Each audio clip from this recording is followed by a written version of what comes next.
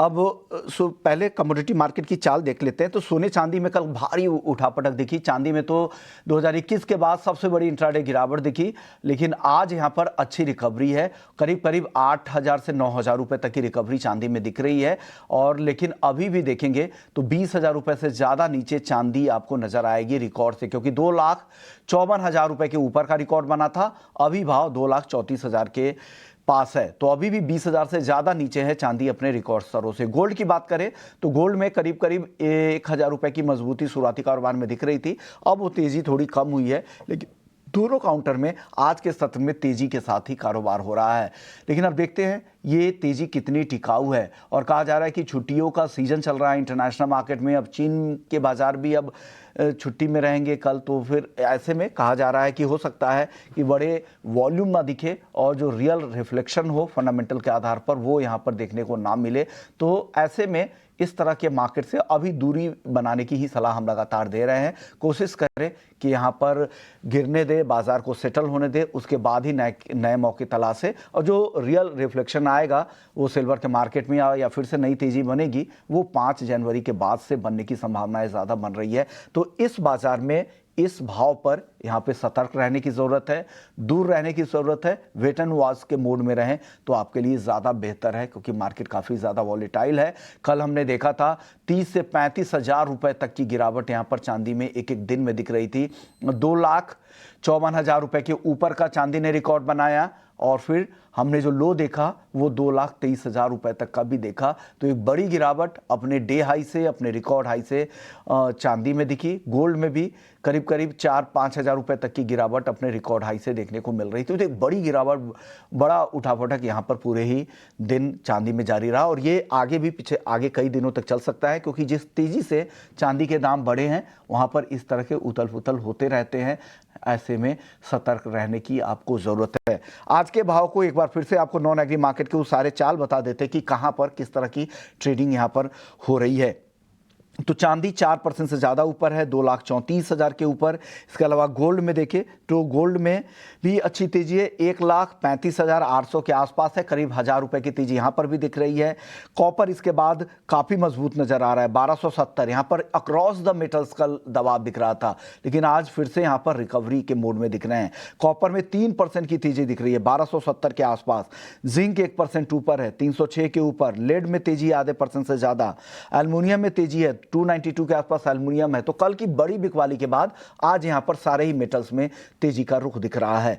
Nickel में तो 7% से ज्यादा की तेजी दिख रही है, 1,565 रुपए के ऊपर MCX पर निकल जा चुका है। एक जबरदस्त तेजी का मूड यहां पर पूरे ही बेस मेटल्स काउंटर में दिख रहा है और प्रेशियस मेटल्स में भी है। तो चौतरफा खरीदारी वापस से यहां पर लौट कर आई है। क्रूड और नेचुरल गैस की बात करते हैं तो जियोपॉलिटिकल कंसर्न से खास करके क्रूड को सपोर्ट मिल रहा है, लेकिन एक बड़ी तेजी नहीं है क्योंकि मार्केट काफी ओवर सप्लाइड है। जो जियोपॉलिटिकल कंसर्न है उसमें सबसे बड़ा जो कंसर्न है वो रूस यूक्रेन तनाव का। और एक अपडेट ये भी आया है कि पुतिन के आवास के पास यहाँ पर यूक्रेन के जो ड्रोन हमले हुए हैं, इस तरह के आरोप रूस की तरफ से लगाए गए हैं। इससे एस्केलेशन आगे चलकर और बढ़ सकता है। दूसरा, ताइवान के बॉर्डर के आसपास चारों तरफ से चीन की जो ड्रिलिंग चल रही है, मिलिट्री ड्रिलिंग चल रही है, इसको लेकर तनाव फिर से बढ़ा है। तो ये सारी टेंशन ऐसे हैं जिस पर आपको नज़र रखनी चाहिए। लेकिन चलिए एक एक करके इन पर राय ले लेते हैं कि आज आपको इस कमोडिटी मार्केट में करना क्या है। आज हमारे साथ आपको राय बताने के लिए रवि देवरा हैं, कुंवर ग्रुप के फंड मैनेजर हैं, हेड ऑफ रिसर्च है। बहुत बहुत शुक्रिया रवि जी।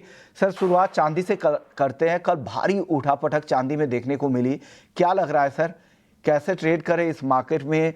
30 हजार रुपये से ज़्यादा की गिरावट अपने हाई से और फिर आज 9,000 रुपये की रिकवरी, क्या करना चाहिए? मेरे हिसाब से 2-3 ट्रेडिंग सेशन जब तक ग्लोबल मार्केट रिज्यूम नहीं करते अपने वॉल्यूम के साथ, तब तक मुझे लग रहा है कि सबसे बेटर स्ट्रेटेजी हो सकते वो अवॉइड करें। मींस के इतने ज्यादा इंट्राडे 10-12% की वोलेटिलिटी मींस के जनरल मींस के इन्वेस्टर या जनरल ट्रेडर के हाथ में नहीं रहते। तो मेरे हिसाब से यहाँ पे ज्यादातर सिल्वर में अवॉइड करें। अभी थोड़ा बहुत ट्रेड करना है तो गोल्ड थोड़ा सेफ लग रहा है, बट मुझे लग रहा है कि जिस हिसाब से कल की वोलेटिलिटी के बाद आज बाउंस था, यूरोपियन मार्केट ओपन होने तक रुके। 12:30 बजे कल वोलेटिलिटी एक्सट्रीम हुई थी एंड कल से फिर से मार्केट सारे ग्लोबली क्लोज हो रहे हैं, तो वॉल्यूम भी कम होगा। बट ऑल ओवर मुझे लग रहा है कि ये जो बड़ी रैली थी एंड पर्टिकुलर लास्ट फ्राइडे जो रैली आई थी विदाउट एनी न्यूज, तो उसके बाद का एक प्रॉफिट बुकिंग था, उससे ज्यादा कुछ मानना नहीं चाहिए। अभी भी ट्रेंड इंटेक्ट है एंड डाउन साइड मुझे लग रहा है कि 225 227 का जो सपोर्ट है वो इंटेक्ट रहेगा और फिर से एक रिकवरी 240 तक आ सकती है। बट लोअर लेवल पे मिलता है सेकंड हाफ में तो ही बाय करे, अदरवाइज मेरे हिसाब से यहाँ पे अवॉइड करना चाहिए। तो लोअर लेवल पे मिले तो अवॉइड करें, 240 तक की रिकवरी दिख सकती है, स्ट्रिक्ट स्टॉप लॉस जरूर लगा लीजिएगा। अदरवाइज आपकी रिस्क एपेटाइट कम है तो आप दूर रहे इस मार्केट से तो ज़्यादा बेहतर होगा। गोल्ड में बताइए सर, गोल्ड में भी अच्छी रिकवरी आज वापस से लौट गई है, क्या ये रिकवरी और तेज हो सकती है क्या गोल्ड में? जैसे यहाँ पे वोल्टालिटी कम है, जो गोल्ड का भी एग्जैगरेशन था वो सारी मोमेंटम आ चुकी है एंड पर्टिकुलर जो सेफ हेवन डिमांड भी कल वैसे देखे तो थोड़ी कम हुई थी जब मार्केट को थोड़ा एहसास हुआ कि शायद यूक्रेन रशिया डील होगी। बट लेटर हाफ में जो भी फिर से यूक्रेन एंड रशिया के बिटवीन जो तनाव बढ़ा है, चाइना भी आज मॉर्निंग में ताइवान के पास ड्रिल कर रहा है, तो आई थिंक मुझे लग रहा है कि जियोपॉलिटिकल रिस्क अभी भी है, शायद ईयर एंड वॉल्यूम का यहाँ पे प्रॉब्लम है, अदरवाइज यहाँ पे बहुत ज्यादा करेक्शन नहीं दिखनी चाहिए। लेवल स्पेसिफिक 135 200 पे बाय करे, 134 800 के स्टॉप लॉस के साथ एक छोटा स्टॉप लॉस होगा। मुझे लग रहा है कि 1,36,600 तक की रिकवरी यहाँ पे और दिखनी चाहिए, मीन्स करंट प्राइस से और 1000 पॉइंट की रिकवरी आज पॉसिबल है। ओके, तो यहाँ पर रिकवरी की उम्मीद लग रही है। यहाँ से जो करंट भाव दिख रहा है 1,35,700 का, इससे 500 रुपये नीचे आने दे फिर खरीदारी करें। सर एक सलाह आपसे चाहिए कॉपर पर। कॉपर आज फिर से तेज है, कल काफ़ी मुनाफा वसूली दिख रही थी, सारे ही बेस मेटल्स में आज सब मजबूत है, लेकिन कॉपर की रफ्तार काफ़ी ज़्यादा लग रही है, वापस से 1270 पे है, 3% ऊपर। क्या करें सर कॉपर में? जब से यहाँ पे थोड़ी वोल्टालिटी ज्यादा है, बट 1260 एक अच्छा लेवल है। आई थिंक मॉर्निंग में ये लेवल था, थोड़ा डिप पे बाय कर ले। मेरे हिसाब से यहाँ पे थोड़ा सिल्वर एंड कॉपर की जो रैली साथ में चली थी, इस हिसाब से यहाँ पे थोड़ा कल पॉज लगा था, अदरवाइज ऑल ओवर फंडामेंटल यहाँ साउंड दिख रहा है। और हमने मीन्स के दीपावली पे भी बात की थी कि copper is new silver and silver is new gold, हमने ये साल के शुरुआत में बात की थी। तो ऐसा ही ट्रेंड रहेगा। मुझे लग रहा है कि अभी जो ट्रैक्शन है ये इतने एक्सपेंसिवनेस के बाद यहाँ पे कॉपर पे थोड़ा डिमांड है वो शिफ्ट हो सकता है। लेवल स्पेसिफिक 1260 पे बाय है, 1248 का स्टॉप लॉस है और 1288 का टारगेट होगा। सेकंड, कल मॉर्निंग में मीन्स क्या मैंने 2006 से काफी क्लोजली सारी कमोडिटीज देखी है जब से मैंने स्टार्ट किया है। बट कल का जो मोमेंटम था सुबह में, इतना ज्यादा आर्बिट्रेज अपॉर्चुनिटी कभी भी नहीं थी, क्योंकि 3 दिन एलएमई बंद था और बाद में कल जब एलएमई कल ओपन हुआ 5% की तेजी के साथ ओपन हुआ, जहां पे कल हमारे ओपनिंग पे अगर काउंट करें तो 20% की रैली इंडियन कॉपर ने दी थी। तो ये नीचे आना जरूरी था, बहुत बड़ा आर्बिट्रेज बन चुका था। मैंने के एक कमोडिटी जिसके रेफरेंस हम ले रहे वो 5% ऊपर थी और डोमेस्टिक कमोडिटीज 20% ऊपर थी, तो ये आर्बिट्रेज कम होना कल जरूरी था, वो हो चुका है। तो मुझे लग रहा है कि यहाँ पे रिकवरी के चांसेस बन रहे हैं। रिकवरी के चांसेस आपको लग रहे हैं यहाँ पे बन रहे हैं। सर कॉपर जिस तरह के जियोपॉलिटिकल कंसर्न बने हैं, चाहे वो यमन में तनाव हो या फिर चाइना ताइवान हो या फिर इजरायली पीएम ट्रंप के साथ मिलकर और फिर ईरान पर धमकी या फिर रूस यूक्रेन तनाव, क्या लग रहा है कच्चे तेल में कुछ सपोर्ट मिलेगा? उस तरह की तेजी तो दिख नहीं रही है, सुस्ती दिख रहा है। जैसे वॉल्यूम का अभाव है एंड पर्टिकुलर यहाँ पे मुझे लग रहा है कि वैसे दोनों साइड के ट्रेड देखने को मिले हैं ये पूरे साल एंड $6 से $7 में पूरा साल खत्म हो चुका है। तो अभी एक सपोर्ट के करीब है दोनों। मीन्स मुझे लग रहा है कि energy basket crude and natural gas यहाँ पे एक रिकवरी की उम्मीद करनी चाहिए। क्रूड की बात करें, जनवरी फ्यूचर बाय करें 5230 के करीब, 5300 का टारगेट होगा, 5180 का स्टॉप लॉस लगाए।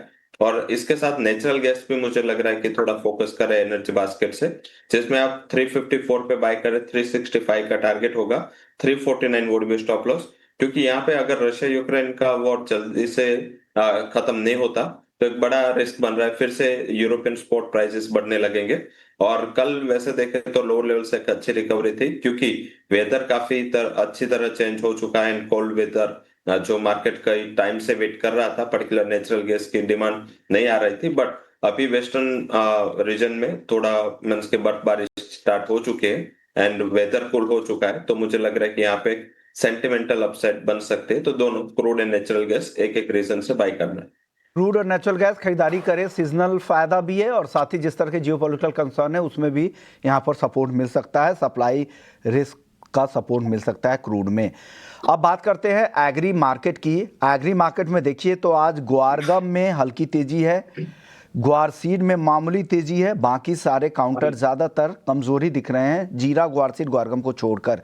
ग्वार सीड पे बताइए सर, अच्छी रिकवरी दिखी, 4700 तक नीचे जाने के बाद अब 5900 के आसपास ग्वार सीड पहुंच चुका है और ग्वारगम देखिए 11150 पे आ गया है। और तेजी बची है क्या सर ग्वार सीड ग्वारगम में? थोड़ा ओवर वैल्यूएशन दिख रहा है मुझे एंड काफी रनअप के बाद यहाँ पे थोड़ा मुझे लग रहा है कि एक साइडवे ट्रेंड हो सकता है। गुआर सीड से सामने गुआर गम में कम तेजी थी, तो मुझे लग रहा है कि यहाँ पे थोड़ा एक आर्बिट्रेज अपॉर्चुनिटी बन रही है, जहाँ पे आप गुआर गम में फोकस करें। 11,130 के करीब चल रहा है, 11,100 के करीब बाय करें एंड 11,000 का एक छोटा stop loss and upper side target 11,300 तक आ सकते हैं। एक दो दिन यहाँ पे थोड़ा फ्लैटिश मोमेंट होगा, बट मुझे लग रहा है कि थोड़ा रिकवरी यहाँ से और बढ़ सकता है, 200-300 पॉइंट की रिकवरी ये लेवल से आ सकती है। ओके, तो और कुछ रिकवरी की उम्मीद आप कर रहे हैं सर। आज हल्दी और धनिया और जीरा इन तीनों पर राय दे, तीनों कमजोरी नजर आया। हल्दी ज्यादा मुनाफा वसूली दिख रही, 17,000 के अब नीचे आ गई है। धनिया भी 1% कमजोर है, 10,150। जीरे में मामूली कमजोरी है, दायरे में है। क्या करना चाहिए? आपका कन्विक्शन किस साइड है मसालों में? मसालों में अभी फंडामेंटल पे जीरा पे कन्विक्शन आ रहा है। आई थिंक धनिया थोड़ा साइडवेज है एंड पर्टिकुलर यहाँ पे जब तक 10,000 नहीं आता बाइंग का लेवल नहीं बन रहा है। बट शॉर्ट टर्म के लिए अगर कोई ट्रेडर है तो 10,000 के करीब यहाँ पे शॉर्ट टर्म के लिए बाय करे, या करेक्शन एक अच्छी अपॉर्चुनिटी हो सकती है। जनवरी फ्यूचर स्टॉप लॉस 9,820 एंड 10,500 तक के लेवल की रिकवरी यहाँ पे आते हुए दिख सकती है, बट एक वीक का यहाँ पे होल्डिंग पीरियड होना चाहिए।